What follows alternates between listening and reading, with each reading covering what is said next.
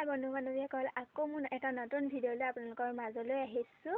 আৰু আজি মই ঘৰত সকলো কাম কৰি মেলি আজৰি হৈ এতিয়া দুপৰীয়া টাইমত পানী পুৰি খাওঁ বুলি ভাবিছোঁ। পানী পুৰি মানে ঘৰতে পেকেট আনি থোৱা আছিলে, সেইবাবে ঘৰতে বনাওঁ বুলি ভাবিছোঁ। কেনেকৈ বনাম আপোনালোকে চাই যাবচোন দেই। এতিয়া আমি চচতে বহাইছোঁ, যিহেতু জুইশাল, সেইবাবে তাত চচতে পানী অলপ গৰম কৰিলোঁ। গৰম কৰি তাত আলু দুটামান কাটি তাত বইল কৰিলোঁ। এতিয়া মই বৰ্তমান তেলখিনি কেৰাহীখন গৰম হোৱা দেখি তেল অকণমান দি দিলোঁ। দিয়াৰ পাছত তেলখিনি অলপ গৰম হৈ লওক, তাৰপিছত আমি ফুচকাখিনি দি দিম। চাবচোন ইমান ধুনীয়াকৈ ফুলি আহিব। আমি এতিয়া ফুচকা কেইটামান দি দিম। এইকেইটা দি দিছোঁ, এতিয়া ফুলি আহিব এইকেইটা ধুনীয়াকৈ। চাবচোন দেখিছেনে ইমান ধুনীয়াকৈ ফুলি আহিছে।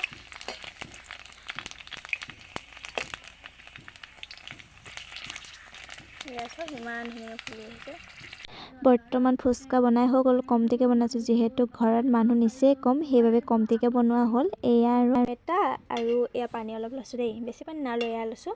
তাৰপিছত এয়া এতিয়া মই গুলিম, চাবচোন নেমুখিনি চেপি হৈ গ'ল, দেখিছেনে? অকণমান বেছি টেঙা নহয়, ইয়াত নিমখ অকণমান আৰু জলকীয়া গুড়ি অকণ দি দিম জ্বলা হ'বলৈ। মই বৰ্তমান জলকীয়া গুড়ি দিলোঁৱেই। জলকীয়া গুড়ি দি দিলোঁ। এতিয়া আকৌ নিমখ দিম। এয়া ভালকৈ সংমিশ্ৰণ কৰিম। এনেকৈ কৰি মই এনেকৈ গুলিছোঁ। অকণ জ্বলা হ'ব লাগিব, যিহেতু টেঙা আৰু পানী পৰি যিহেতু, সেইবাবে। আৰু এয়া কাঢ়ি লোৱা আলু আৰু কাটি থোৱা পিঁয়াজ, আদা, জলকীয়া।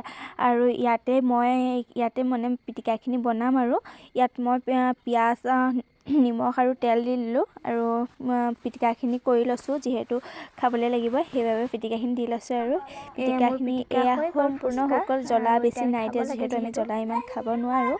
তাৰপিছত বৰ্তমান আমাৰ পানী পুৰি আৰম্ভ হৈ গ'ল। এয়া ভাইটিয়ে খাবলৈ আৰম্ভ কৰিলে দেই। ভৰাইছোঁ আৰু এয়া পানী দিদি, কেনেকুৱা লাগিছে খাই? ধুনীয়া। কেইটা খালা তুমি? 5টা।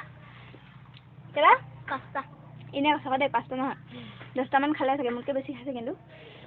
পূৰা খাইছে দেই, একদম কমাই দিলে আৰু পিটিকা খাই বৈ উঠি মই ভাবিলোঁ স্কুটিখন বহুত দিন ঘূৰিলোঁ, সেইবাবে স্কুটিখন অকণমান ধুওঁ, মানে বহুত লেতেৰা হৈ গ'ল। একেৰাহে 5 দিন ধৰি স্কুটিখন চলোৱা হ'ল, যিহেতু বহুতত ঘূৰাও হ'ল স্কুটিখন, মামা স্কুটি যিহেতু, সেইবাবে। আৰু এতিয়া মানে স্কুটিখন অকণমান চফা কৰি লওঁ। আধাতে ধুই সম্পূৰ্ণ হ'লেই দেই, কিন্তু এই ছাইডত ইমান বোকা লাগি থাকে, মই ইমান চফা কৰিব নাজানো বাৰু। তথাপিও ভাইটিয়ে অলপ কৈ দিছে আৰু তাৰপিছত ধুইছোঁ। আৰু যিহেতু স্কুটিখন ধুবই লাগিব, এতিয়া 5 দিন চলোৱা, ধূলি বাকতি লাগি আছিলে, সেইবাবে অলপ ধুইছোঁ আৰু যেনে তেনে অলপ। কিনো এইবোৰ বোকা লাগি আছে পূৰা একেবাৰে বহুত দিন চলাই থকা। আৰু এইবোৰ দেখিছেনে ইমান বোকা লাগি আছে। মই হাতে ঘঁহি দিছোঁ, আৰু এনেকৈ পানী মাৰিলে নাযায়, যিহেতু সেইকাৰণে কোমল হৈ গৈছে, আৰু পানী মাৰি দিছোঁ।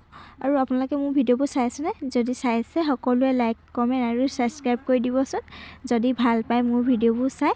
আজিলৈ বাই বাই।